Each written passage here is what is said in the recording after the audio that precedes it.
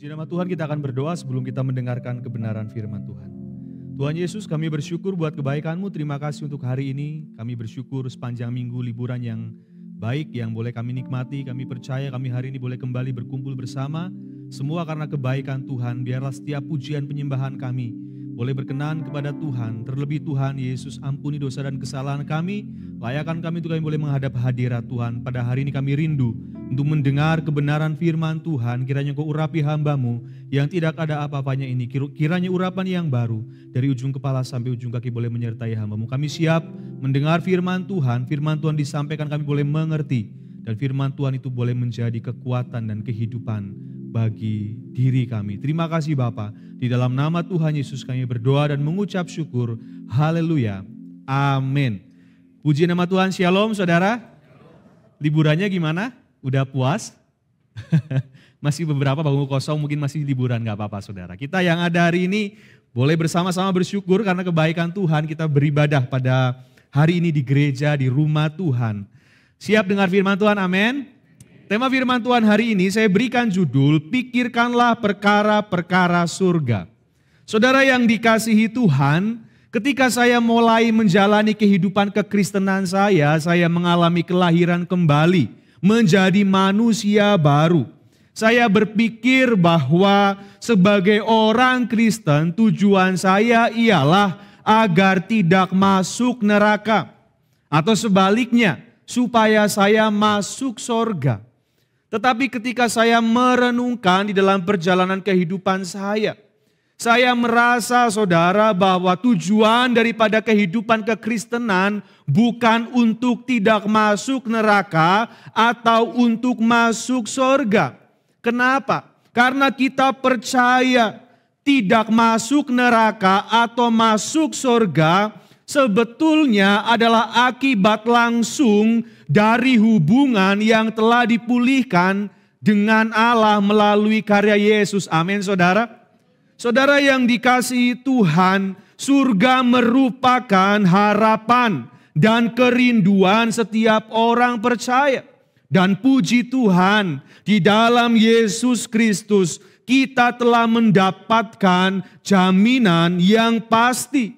Surga telah menjadi bagian kita. Kenapa? Karena firman Tuhan katakan jelas bahwa kita adalah warga negara surga.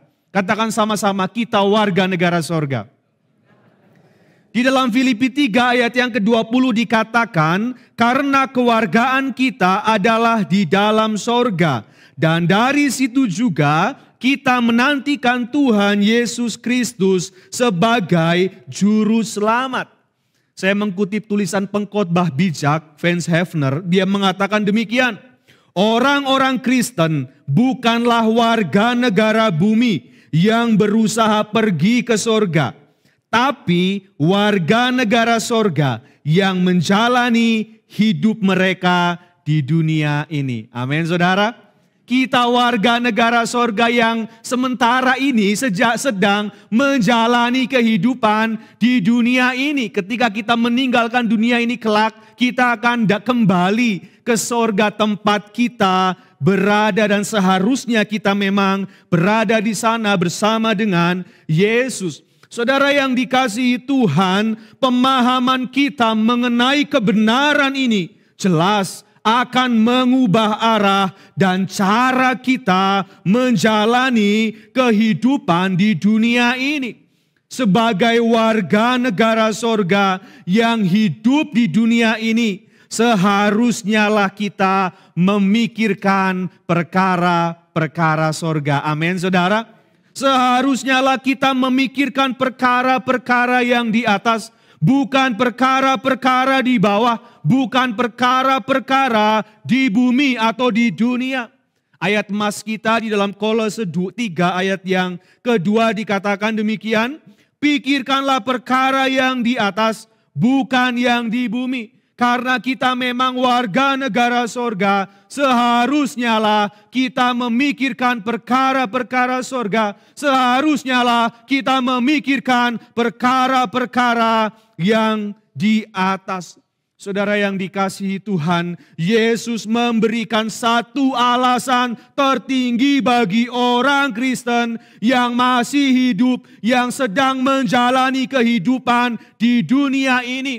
Sementara kita sadar bahwa kita adalah warga negara sorga. Apa yang Yesus mau katakan, apa yang Yesus mau beritahukan tentang tujuan kita hidup di dunia ini. Saudara yang dikasihi Tuhan, suatu hari Yesus datang ke sungai Yordan ketika Yohanes membaptis, sedang membaptis. Kemudian Yesus kata kepada Yohanes, supaya Yohanes membaptis Yesus. Tentu saja Yohanes terkejut. Yohanes berkata, "Akulah yang perlu dibaptis olehmu, dan engkau yang datang kepadaku." Saudara, Yohanes sadar yang harus baptis, harusnya Yesus baptis Yohanes. Tapi Yesus minta Yohanes baptis Yesus. Dan kemudian saudara, Yesus berkata, Yesus memberitahukan kenapa Yohanes harus membaptis Yesus. Biarlah hal itu terjadi. Alasan Yohanes harus membaptis Yesus ialah supaya dikatakan, karena demikianlah sepatutnya kita menggenapkan seluruh kehendak Allah. Dalam salah satu terjemahan bebas dikatakan kepada segala kebenaran. Jadi baptisan yang dilakukan Yohanes kepada Yesus itu untuk menggenapkan seluruh kebenaran Allah di dalam diri Yesus. Saudara yang dikasihi Tuhan, saya percaya Yesus dibaptis sebagai komitmen hidupnya yang utuh. Tubuh, jiwa, dan rohnya kepada Allah. Agar Yesus dapat menyatakan kebenaran Allah sepenuhnya. Saudara yang dikasihi Tuhan, dari sini kemudian saya menemukan alasan tertinggi orang Kristen menjalani kehidupan di dunia ini. Bukan untuk masuk surga atau bukan supaya tidak masuk neraka. Kita warga negara surga.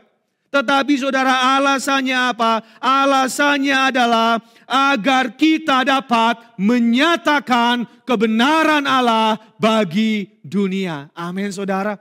Ini hal yang sangat luar biasa. Orang-orang Kristen adalah orang-orang yang dipilih oleh Allah, yang ditetapkan oleh Allah untuk menyatakan kebenaran Allah bagi dunia. Supaya dunia dapat melihat kebenaran Allah yang fundamental. Kebenaran Allah yang hakiki, yang memang seharusnya dapat diketahui oleh semua orang. Saudara yang dikasihi Tuhan, untuk menyatakan kebenaran Allah, kita perlu dan seharusnya lah memikirkan perkara-perkara di atas. Memikirkan perkara-perkara sorga, amin. Siapa yang rindu pikirkan perkara-perkara sorga, boleh angkat tangan. Amin. Supaya apa? Supaya kita dapat menyatakan kebenaran Allah kepada dunia. Kenapa kita perlu pikirkan perkara-perkara sorga? Kita mengetahui ketika Yesus naik ke sorga, dia bersama dengan Bapa, dia duduk sebelah kanan Allah Bapa. Artinya apa? Artinya dia di sana memerintah bersama dengan Allah Bapa. Yesus mau pemerintahannya dinyatakan di bumi dan kebenarannya diketahui oleh semua orang. Katakan amin. Saudara yang dikasihi Tuhan, dalam doa Bapa kami, Yesus memberi pesan yang spesifik kepada orang percaya. Dikatakan, datanglah kerajaanmu, jadilah kehendakmu di bumi. Seperti apa? Seperti di surga. Saudara yang dikasihi Tuhan, orang Kristen adalah warga kerajaan surga yang hidup di dunia. Orang-orang yang dipimpin oleh Yesus, amin. Orang-orang yang menyatakan kebenaran Allah bagi dunia. Tadi dikatakan datanglah kerajaanmu, jadilah kehendakmu di bumi seperti di sorga. Nah, pertanyaannya bagaimana kita merealisasikan yang terjadi di sorga, terjadi di bumi. Untuk dapat apa yang terjadi di sorga, terjadi di bumi. Kita perlu mengetahui apa yang terjadi di sorga, betul saudara? Sehingga ketika kita tahu apa yang terjadi di sorga, kita dapat merealisasikan yang di sorga itu terjadi di bumi. Saudara yang dikasihi Tuhan, yang pertama carilah kehendak Allah. Saudara yang dikasihi Tuhan, banyak orang bingung untuk memahami kehendak Allah. Kita mungkin berkata, apa kehendak Allah atas hidup saya? Saya ingin mengetahuinya, saya tidak mengerti kehendak Allah. Tetapi saudara perhatikan, doa Bapa kami adalah jawabannya. Kehendak Allah sangat jelas. Datanglah kerajaanmu, jadilah kehendakmu di bumi apa? Seperti di surga. Jadi kehendak Allah jelas, kehendak Allah semata-mata agar apa yang terjadi di surga terjadi di bumi. Katakan amin. Agar apa yang terjadi di surga terjadi di bumi. Nah, kita mau melihat nih apa yang terjadi di surga. Saya melihat ada dua hal yang ada di sorga yang akan terjadi di bumi. Yang pertama, ketika kita berbicara sorga, itu berarti berbicara tentang pemerintahan Kristus. Katakan pemerintahan Kristus. Pemerintahan Kristus. Di dalam doa kami dinyatakan, datanglah kerajaanmu. Artinya pemerintahan Kristus turun ke bumi. Saudara, di dalam Kolose 3 ayat yang ke-1 dikatakan demikian. Karena itu kalau kamu dibangkitkan bersama dengan Kristus, carilah perkara yang di atas, di mana Kristus ada duduk di sebelah kanan Allah. Perhatikan kalimat duduk di sebelah kanan Allah. Dalam konteks budaya Yunani, ungkapan ini mengandung pengertian memerintah bersama.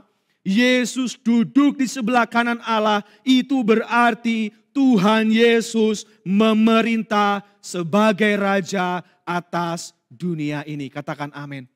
Saudara yang dikasihi Tuhan, kita melihat setelah pekerjaan Yesus di dunia selesai, Dia kembali kepada Bapa di sorga dan ikut memerintah bersama dengan Bapa. Sebuah kesatuan yang tidak terpisahkan antara Tuhan Yesus sebagai anak dan Allah yang adalah Bapa. Yesus sendiri telah mengatakan berbicara kepada kita di mana Dia dan Bapa adalah satu.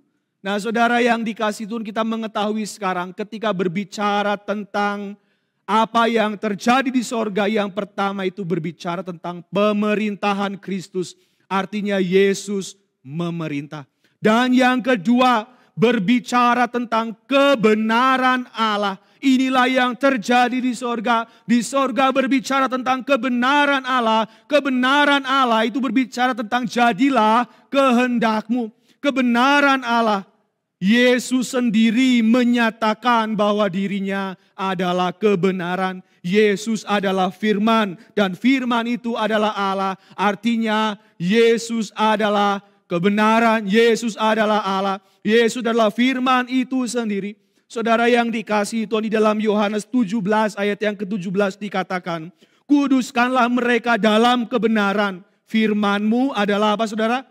Kebenaran. Saudara perhatikan, Alkitab adalah firman Allah. Ini adalah kebenaran sorga yang telah dinyatakan bagi dunia. Amin saudara.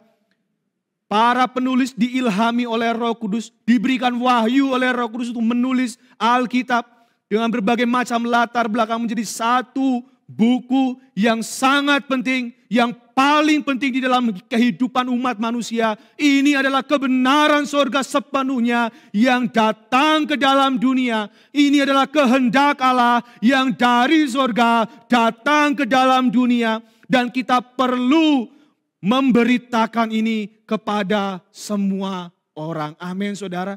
Jadi tidak sulit ketika kita berbicara tentang jadilah kehendak-Mu. Datanglah kerajaanmu di bumi seperti di surga. Artinya apa? Artinya bahwa kehendak Allah ialah pemerintahannya dinyatakan di dalam gereja. Amin, saudara. Dan kemudian melalui gerejanya firman Tuhan diberitakan kepada dunia dengan perkataan dan perbuatan. Jadi dua hal ini penting, kita diperintah oleh Allah dan melalui kita menyatakan kebenaran Allah yang datang dari sorga ini, saudara. Di dalam Yohanes 17 ayat yang ke-18 dikatakan, sama seperti engkau telah mengutus aku ke dalam dunia, demikian pula aku telah mengutus mereka ke dalam dunia. Jadi saudara yang dikasihi Tuhan, menjalani kehendak Allah dalam kehidupan sehari-hari itu sederhana. Amin, saudara. Itu sederhana, hidup dipimpin oleh Yesus dan menyatakan kebenaran Yesus. Kehendak Allah tidak hanya berfokus apakah kita menjadi seorang dokter, seorang pengusaha, seorang investor, kontraktor, pedagang, guru, hamba Tuhan, ibu rumah tangga, wira swasta, pegawai kantoran, buruh pabrik, dan yang lain sebagainya. Saudara perhatikan, Tuhan ingin kita mengurus semua hal ini dengan penuh tanggung jawab. Amin. Tuhan mau kita mengerjakannya dengan segenap hati seperti untuk Tuhan. Jadi saudara yang dikasihi Tuhan, tetapi di dalam kesemuanya itu, apakah kehidupan kita diperintah oleh Yesus? Apakah kehidupan kita menyatakan kebenaran firman Allah? Jadi saudara yang dikasihi Tuhan, kita melihat, saya teringat satu ajaran yang namanya Gnostik, saudara. Ajaran Gnostik ini mengajarkan bahwa mereka membedakan antara yang sekuler dan yang rohani. Karena orang Yunani Romawi penganut ajaran Gnostik ini, mereka percaya bahwa tubuh ini jahat dan roh itu baik. Sehingga mereka memisahkan antara duniawi dan yang rohani. Dan kita mengetahui ternyata kekristenan tidak seperti itu. Kekristenan sepenuhnya menyatakan bahwa tubuh, jiwa dan roh kita sepenuhnya rohani. Amin, saudara. Jadi dimanapun kita berada, kita adalah manusia rohani. Amin.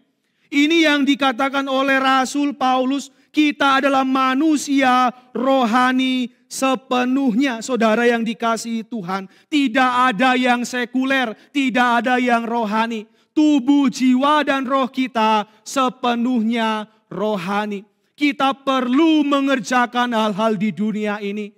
Hal-hal yang mungkin kita pikir itu sesuatu yang sekuler. Tetapi itu perlu dikerjakan. Yang terpenting kita sadar bahwa kehidupan kita sepenuhnya adalah rohani. Sebagai orang Kristen seharusnya tidak ada lagi pemisahan antara duniawi dan rohani. Semua kita adalah manusia rohani, katakan amin.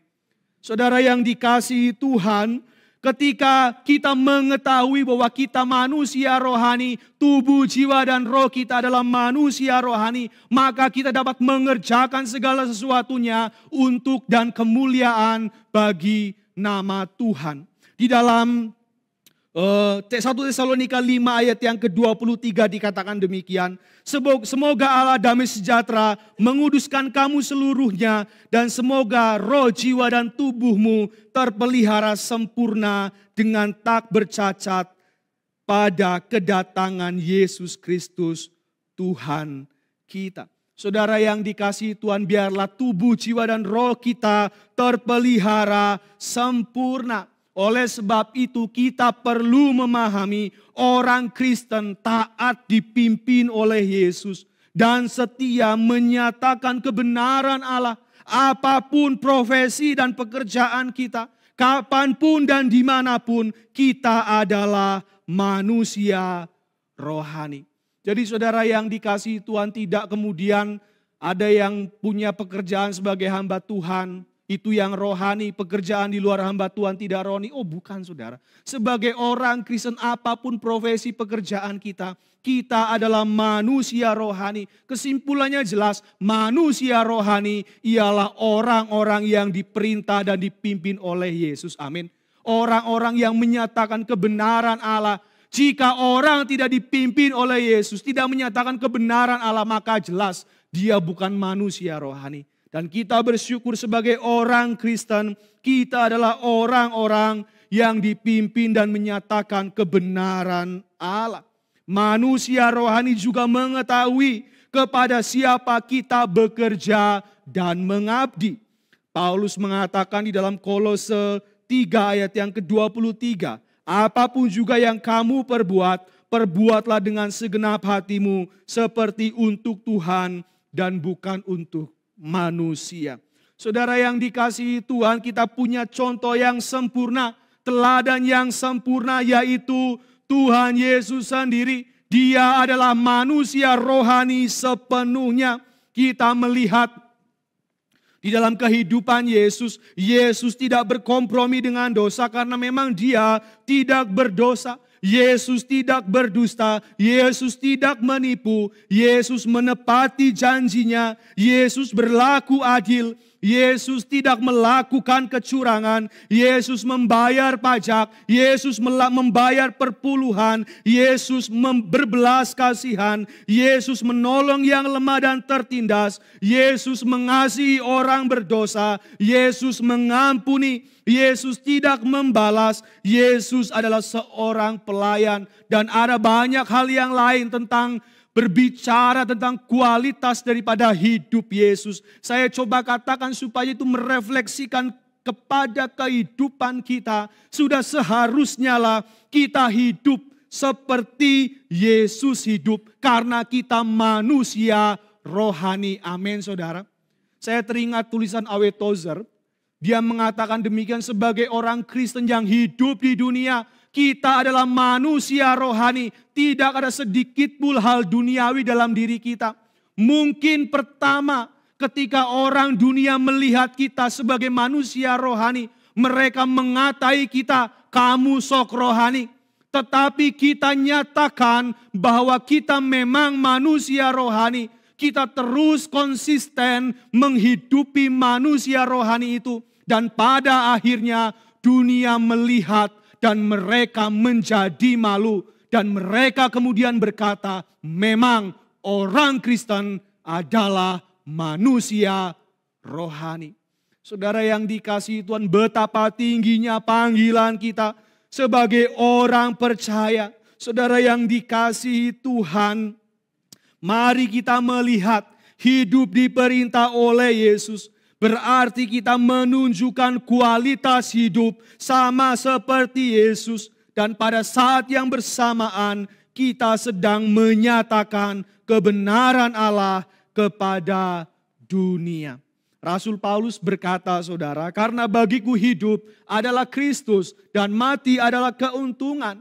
Hidup di dunia ini bagi Paulus bekerja memberi buah. Saya mengutip pemikiran daripada C.S. Lewis, saudara. Dia berkata demikian, setiap orang Kristen harus menjadi seorang Kristus kecil.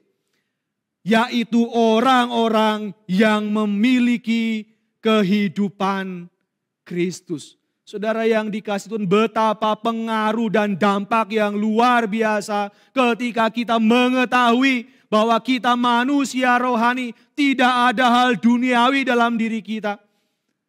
Mari kita menyadari panggilan kita, mari kita menyadari identitas kita sebagai manusia rohani. Saudara yang dikasihi Tuhan, ketika orang Kristen taat perintah Yesus dan setia menyatakan kebenaran Allah kepada dunia, firman Tuhan katakan, Ia akan memelihara dan mencukupkan setiap kebutuhan kita. Amin saudara.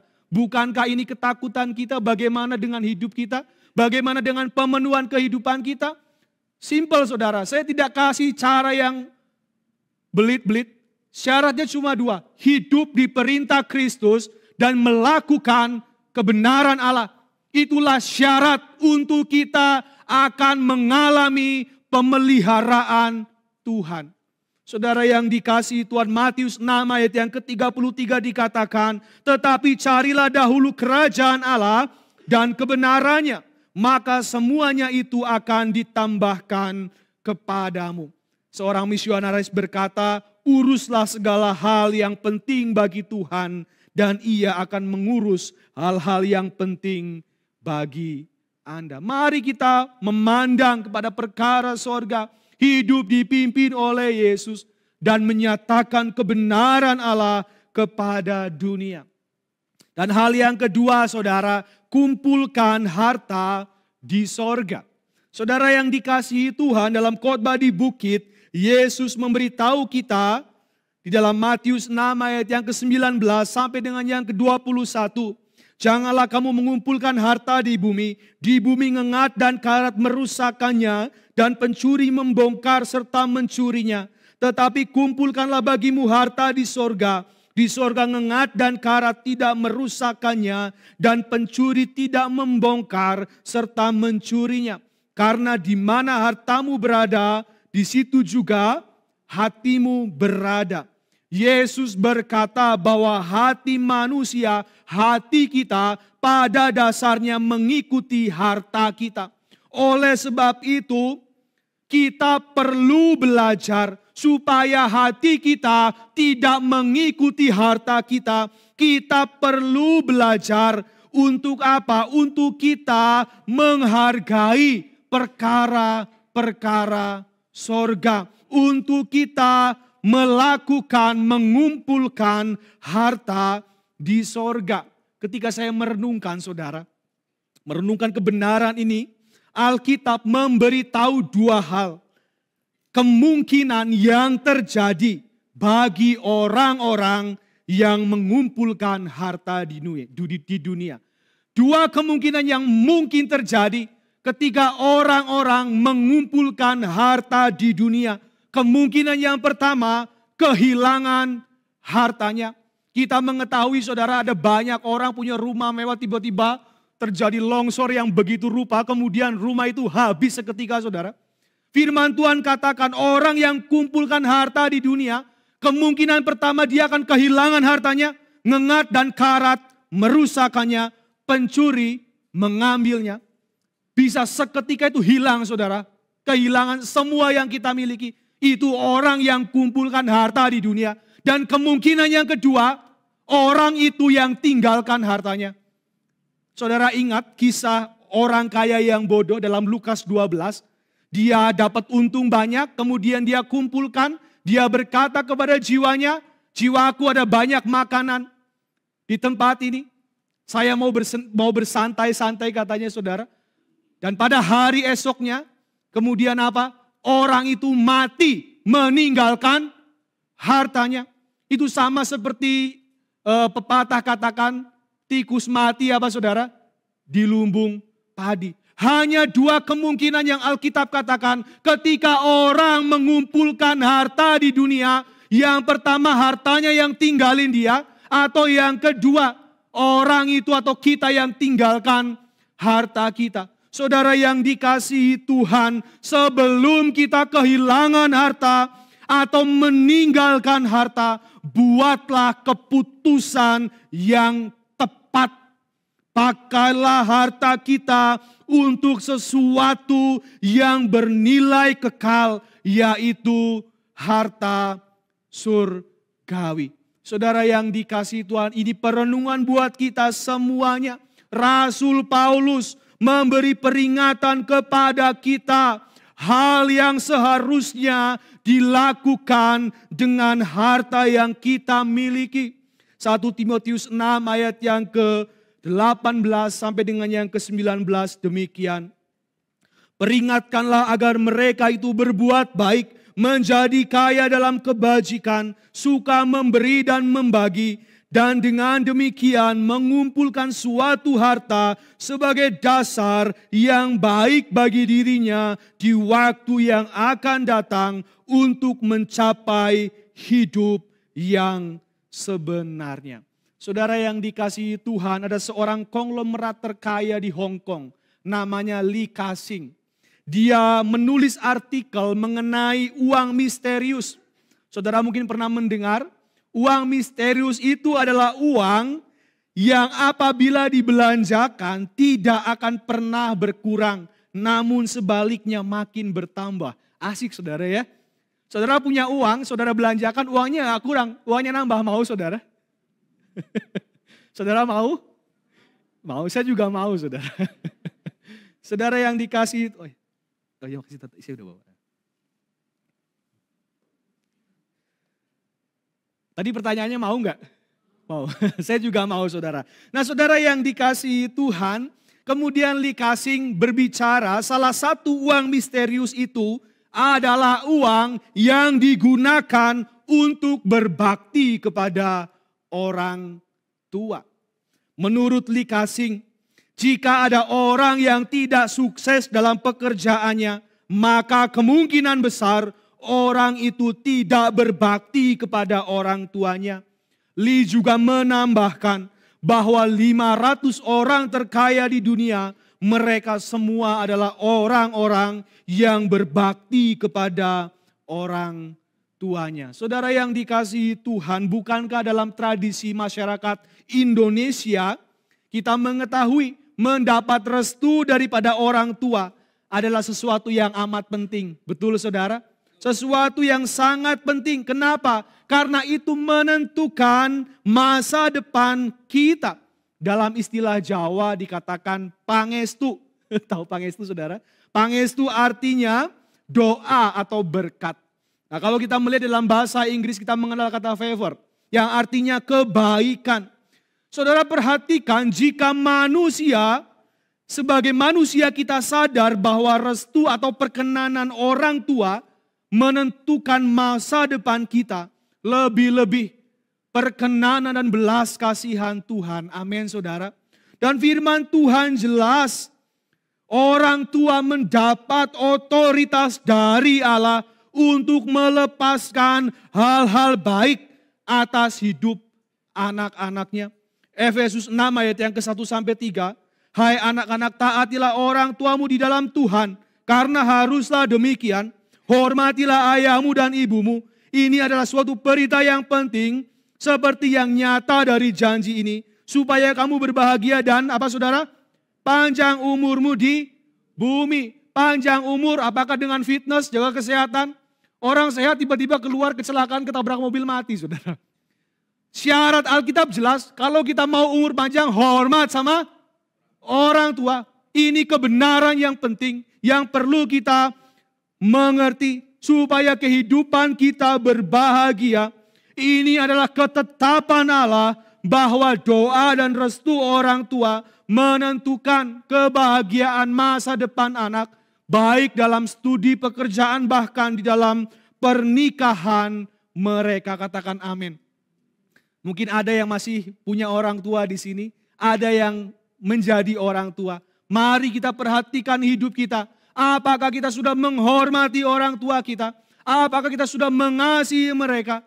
Saudara yang dikasihi Tuhan, dan hal yang kedua, jenis uang yang kedua menurut Lee ialah uang yang digunakan untuk berderma atau beramal. Saudara, bukankah Rasul Yohanes sendiri menyatakan di dalam 1 Yohanes 3 ayat yang ke-17, barang siapa mempunyai harta duniawi dan melihat saudaranya menderita kekurangan, tetapi menutup pintu hatinya terhadap saudaranya itu, bagaimanakah kasih Allah dapat tetap di dalam dirinya? John Stott berkata demikian saudara, Allah kita adalah Allah yang rahmani.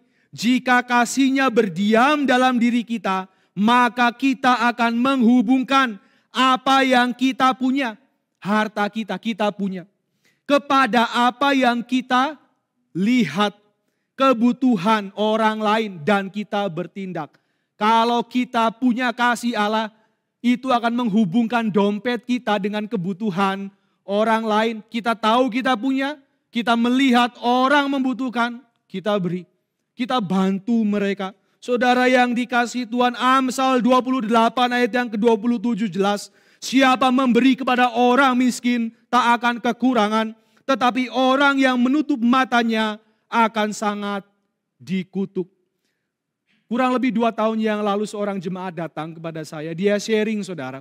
Dia punya uang uang makan dari perusahaan yang dia bekerja. Tidak cukup banyak, tetapi dia rindu dari uang makan itu dia pakai untuk dia beli makanan dan dia berikan kepada orang-orang di jalan, saudara. Dia takut, dia belum melakukan itu dan akhirnya dia cerita ke saya dan kemudian dia bercerita dan dia nggak sejahtera sebelum dia melakukan, tapi dia nggak berani. Ketika dia cerita kepada saya bilang itu pekerjaan Roh Kudus, kamu lakukan, ketika kamu lakukan kamu akan sejahtera. Akhirnya saudara kurang lebih 2 tahun yang lalu sampai hari ini dia konsisten. Setiap minggu dia masak saudara, dia bungkus, kadang-kadang dapat 10 bungkus, ada 20 bungkus, dia pergi ke jalan-jalan, dia kasih makan orang tuh yang ada di pinggir jalan yang kekurangan makan, mereka yang pemulung dia kasih makan. Saudara yang dikasihi Tuhan, saya melihat kerinduan untuk memberi dan berbagi. Tetapi jika tidak disertai dengan tindakan nyata, itu hanya akan menjadi sumber kegelisahan di dalam batin kita. Unik saudara ya, orang Kristen itu unik. Kalau dikasih dorongan untuk memberi, kita harus beri. Kalau kita nggak kasih, kita nggak sejahtera. Betul saudara? Beda dengan orang dunia. Kalau orang dunia kasih nggak sejahtera, duitnya hilang saudara. Tapi orang Kristen, kita kasih karena dorongan itu, kita dapat sejahtera. Itu sesuatu yang Tuhan kerjakan di dalam kehidupan kita sampai hari ini dia bersuka cita, dia terus berbagi dan dia mengalami bagaimana berkat Tuhan, pemeliharaan Tuhan, damai sejahtera Tuhan ketika dia memberi kepada orang yang lapar, orang yang kekurangan, dia merasakan sukacita dan lebih daripada itu dia punya keberanian beritakan Yesus saudara. Ini hal yang luar biasa. Saya sendiri mungkin tidak punya cukup keberanian seperti dia. Tetapi dia sudah melakukan itu dan dia sudah menjadi anak Tuhan yang diperintah oleh Kristus. Dan menyatakan kebenaran Allah kepada dunia. Dan melalui apa yang dia miliki, dia pakai untuk perkara-perkara yang di atas. Amsal 19 ayat yang ke-17. Siapa menaruh belas kasih kepada orang yang lemah, memiutangi Tuhan yang akan membalas perbuatannya itu. Saudara perhatikan dalam apa yang saya bicarakan, ketika orang kumpulkan harta dunia, tidak ada jaminan keamanan. Yang pertama, dia akan kehilangan hartanya, atau yang kedua, hartanya atau dia yang akan meninggalkan hartanya. Tetapi ketika orang kumpulkan harta di sorga, Tuhan yang menjamin keamanan hidup kita, amin saudara. Jadi nggak perlu takut, prinsip kekristenan jelas, beri dan kamu akan diberi. Ketika kita mau beri pekerjaan Tuhan, ketika kita mau beri sesuatu untuk perkara-perkara sorga, firman Tuhan yang katakan, bukan saya yang katakan, Tuhan yang melindungi, Tuhan yang menjagai, Tuhan yang memelihara dengan janjinya yang begitu banyak ini. Saudara yang dikasihi Tuhan, saya tutup dengan satu kisah yang lucu ketika saya merenungkan saudara. Ada sebuah kisah lucu tentang sepasang suami istri, katakan saja namanya Pak Cakil dan Ibu Lina saudara. Maaf kalau ada yang namanya sama tapi bukan saudara. Pak Cakil dan Ibu Lina, mereka menikah, Pak Cakil umur 29 tahun dan Ibu Lina umur 27 tahun. Suami istri ini hidup sangat hemat, sangat ulet, dan rajin menabung, buka toko paling pagi, tutup paling akhir. 10 tahun kemudian mereka memiliki deposit 30 miliar. Ada yang depositnya 30 miliar sih. Saudara yang dikasihi Tuhan, walaupun uang mereka banyak, mereka hidup super hemat, boro-boro berbagi kepada orang lain. Hidup mereka sendiri kelihatannya kurang diperhatikan. Suami istri ini hanya fokus bekerja dan mengumpulkan uang sebanyak mungkin. Tak disangka di usia yang ke-43 tahun, Ibu Lina terkena serangan jantung dan meninggal saudara. Kemudian uang mereka di bank pada saat Ibu Lina meninggal sudah mencapai 45 miliar. Banyak saudara ya. Kayaknya kalau 45 miliar bisa beli apa itu saudara? 45 miliar. Nah, tak lama kemudian Pak Cakil ternyata menikah lagi dengan pelayan toko mereka bernama Wina, saudara. Katakanlah Wina namanya. Dan mulailah Pak Cakil menikmati hidup bersama istrinya. Mereka pergi berlibur, menikmati uang yang mereka miliki. Dan tidak lupa juga mereka berbagi kepada orang-orang yang membutuhkan. Ketika suatu hari, Wina istri Pak Cakil berkata sambil tersenyum. Demikian ujarnya, Pak Cakil, selama ini aku pikir aku bekerja untuk Ibu Lina. Ternyata Ibu Lina yang bekerja buat aku, saudara. Bisa dipahami, saudara? Kadang-kadang orang punya karunia mengumpulkan, tapi nggak punya karunia menikmati. Celakalah orang itu, saudara. Pengkhotbah katakan, kebahagiaan manusia hidup di bawah matahari adalah bekerja kemudian menikmati hasil dari pekerjaannya. Tetapi kita mengetahui kita boleh menikmati uang yang kita punya. Kita boleh beli mobil, boleh. Kita boleh beli rumah, boleh. Kita boleh menikmati. Tuhan kasih karunia menikmati. Tetapi jangan lupa saudara, bukan itu yang terpenting. Kita harus gunakan harta kita untuk perkara-perkara sorga. Itu kita menikmati, tetapi kita juga bisa menikmati dengan cara yang lain. Dengan kita berbagi dan memberi kepada mereka yang membutuhkan. 1 Timotius 6 ayat yang ke-17, ayat terakhir. Peringatkanlah kepada orang-orang kaya di dunia ini, agar mereka jangan tinggi hati dan jangan berharap pada sesuatu yang tak tentu seperti kekayaan. Melainkan pada Allah yang dalam kekayaannya memberikan kepada kita segala sesuatu. Untuk apa saudara?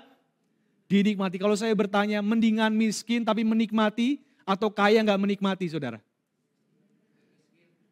Kalau saya kaya dan menikmati, saudara. Saudara yang dikasihi Tuhan, kesimpulannya perkara-perkara sorga berbicara tentang dua hal. Yang pertama mencari kehendak Allah. Di dalam kehendak Allah ada dua prinsip penting. Diperintah oleh Yesus dan menyatakan kebenaran Allah bagi dunia. Dan yang kedua, kumpulkanlah harta di sorga. Ketika kita kumpulkan harta di sorga, Allah menjamin dan memelihara kehidupan kita. Kutipan terakhir dari C.S. Lewis dalam bukunya dikatakan demikian. Orang yang memikirkan sorga, maka dunia akan diterima kembali. Tetapi orang yang memikirkan dunia tidak akan mendapatkan keduanya. Saudara, jaminan ketenangan hanya ketika kita kumpulkan harta di sorga. Hanya ketika kita pikirkan perkara-perkara surga. Ketika kita kumpulkan harta di dunia. Hanya dua hal yang mungkin terjadi. Harta tinggalkan kita atau kita tinggalkan harta. Jadi mari saudara renungkan kebenaran ini. Kita mau diberkati Tuhan dan menikmati setiap berkat yang Tuhan boleh berikan kepada kita. Amin buat firman Tuhan. Saya serahkan kepada Bapak Gembala. Saudara diberkati? Ya, saya juga diberkati. Saya undang saudara untuk bangkit berdiri.